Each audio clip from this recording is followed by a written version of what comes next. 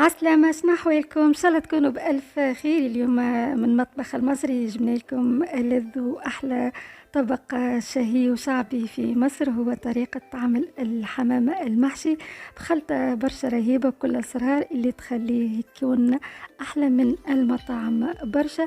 إن شاء الله يا رب تعجبكم اليوم وصفة الحمام. اليوم مش باش نعملوه بالفريك مثل اخواننا المصريين، لكن باش نعملوا بحشوة الأرز والكبدة والقوانص، والطريقة باش نكتبها لكم على الفيديو، الباقي باش تلقوه ان شاء الله في صندوق الوصف، الطريقة والمكونات بالتفصيل اسفل الفيديو بصندوق الوصف.